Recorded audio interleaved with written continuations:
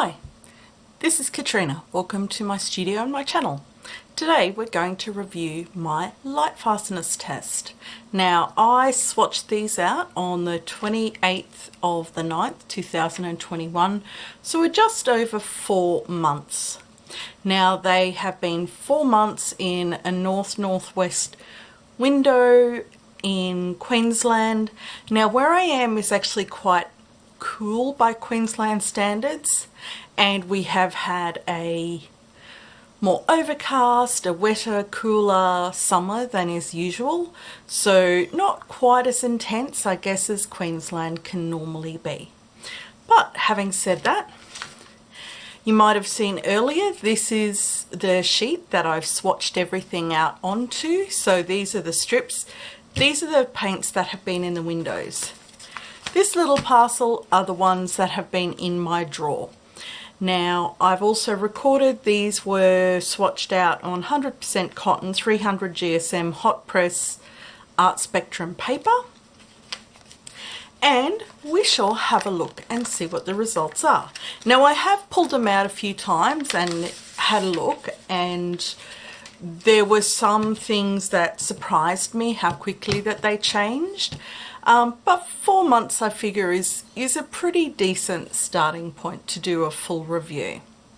So let's go through these one strip at a time. Now this might be a little bit hard to see just given. Let me see if I can find a way to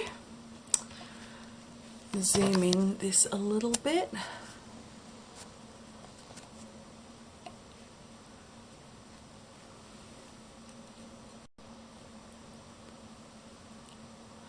Okay, so we'll just try and find a way to just kind of look through these. So this first strip is the Jackson's house brand watercolor paints, and the way I've set them up is I've swatched each color out twice. So the first will be a fairly heavy mass tone, and the second will be a diluted. I was aiming for 50%, but I'll be perfectly honest, it wasn't very scientific. It was just a dilution, but it will give us a good example.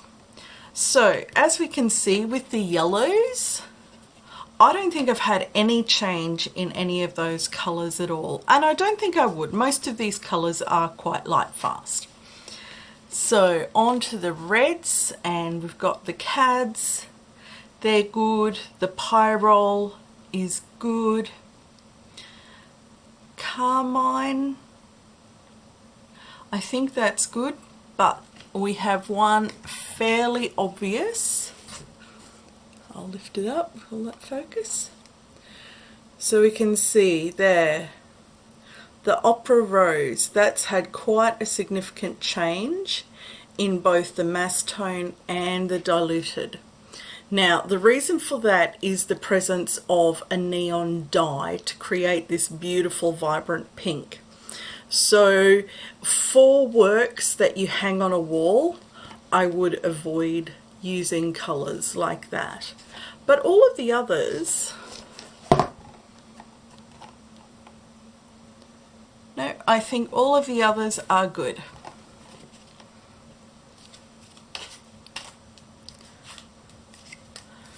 So, next strip.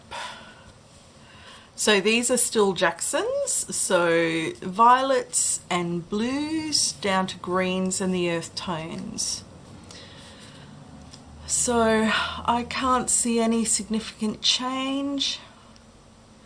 I can't even see, well, there's not a change in the indigo, even though indigo is traditionally not light fast. In this case, the indigo from Jackson's is actually a PB15 with a PBK7, apologies.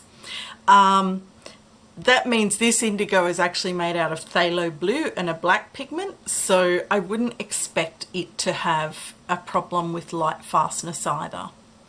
But all of the other colours look like they're light fast, even in Australia's high UV climate.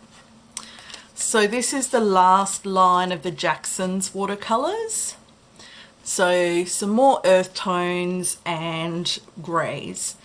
So again, none of these colours I would have imagined were problematic, and they don't appear to be. So apart from that opera pink with the fluorescent dye, all of those Jackson's paints turned out to have, at 4 months, good light fastness. So on to the St. Petersburg White Nights. So these were the ones that I had in, like, this is my entire collection up to September. So again, we have a look.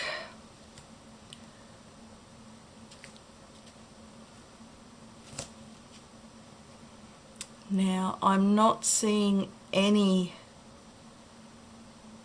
changes, even in the diluted swatches. Now, what you can see though is there is a distinct colour in the change in the tone of the paper. The paper that's been in the window has bleached to a much whiter tone than the paper that the dark swatches have stayed on. So there is a degree of, I think there is some ever so slight variation that may be actually just due to the paper bleaching as opposed to the pigment in the paint. Now, more White Nights. So the Azure Blue, well, that's all Thalos.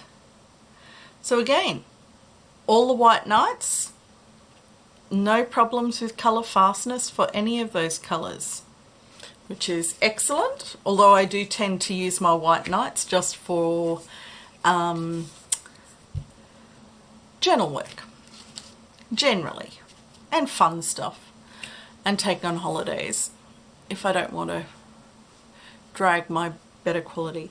Right, next are the M grams. Now, one thing I did notice about M grams when I was swatching these out, really interesting, was how much smoother the swatching process went. So if I show you, I'll pop the, I'll just put these St. Petersburg swatches because they're similar sort of colours.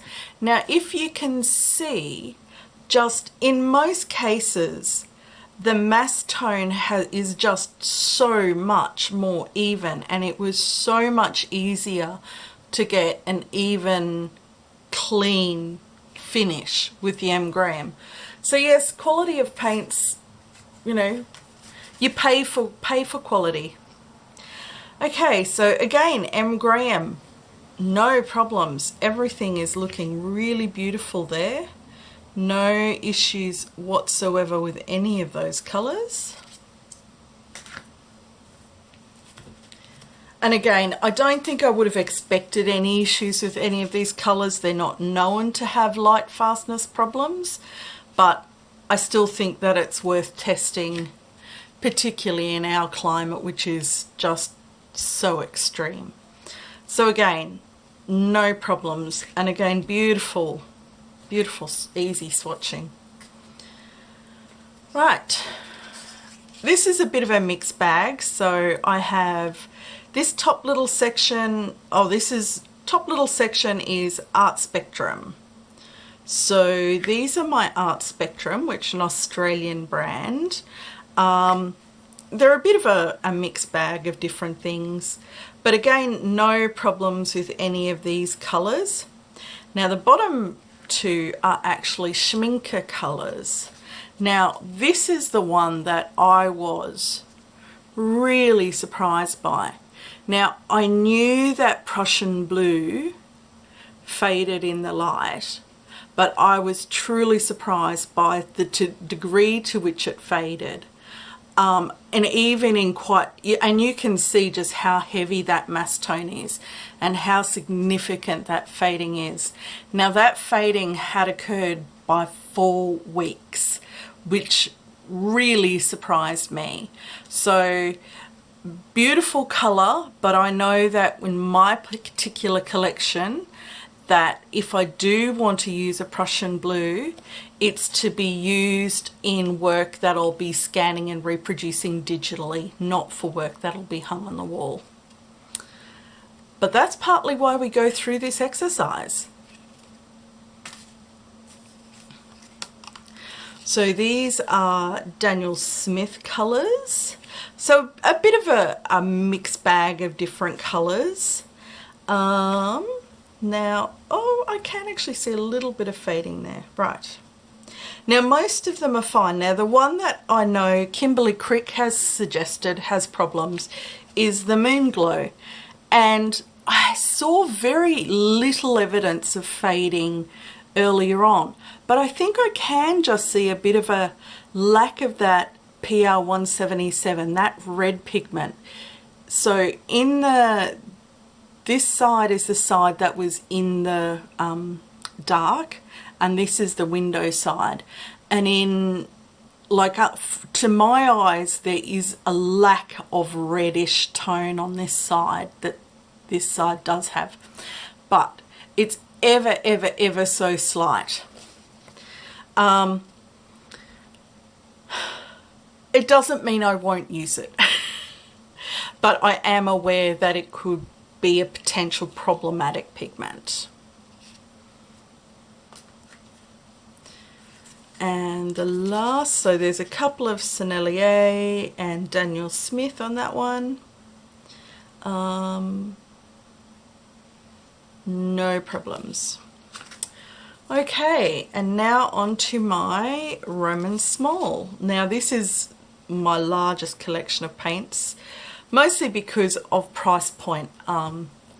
As a sort of early career artist and someone who just loves colour and learning about different pigments, and the way I learn is through actual playing with things and practical applications, yeah, I want all the colours. Now, I don't necessarily use them all in the same work. It's all, you know, I love choosing a limited palette from the colours I have.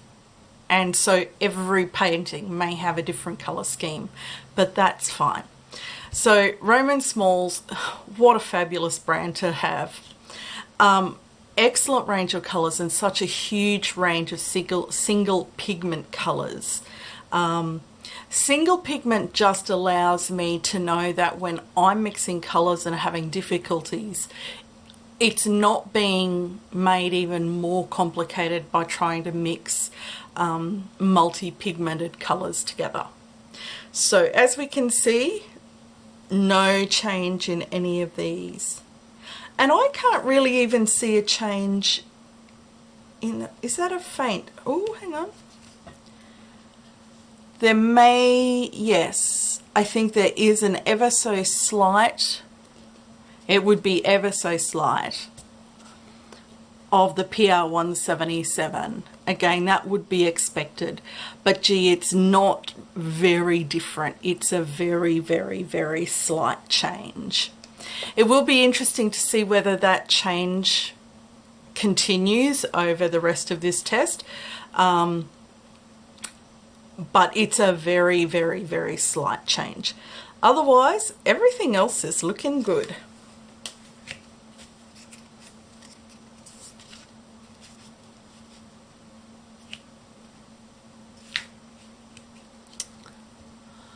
Okay, oh, let me just move some stuff so I can keep pushing my, right. So pinks, purples and blues, all good, I think.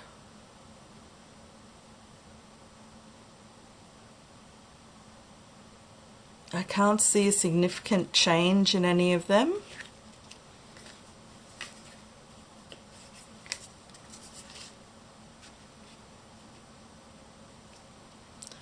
Greens and earth tones.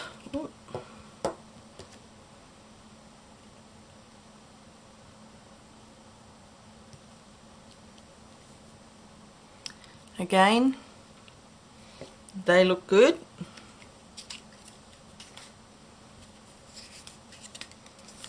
and more earth tones. As I said, I have a decent collection of Roman Szmals. I really do like their formulation. I like their range. Yes, there's probably an ever so slight change in the grey. This is the same as Moonglow, similar colours, and it has the PR177. Look, if I wasn't looking hard for it, I'm not sure I would see it. Again, I don't know how problematic this will be. I'll see how it turns out in the long term, but still looking pretty good. And some earth pinks, I guess, plus the magenta that I missed earlier. Right. Oh, all good. And these final ones are actually my Kuretakes. Now,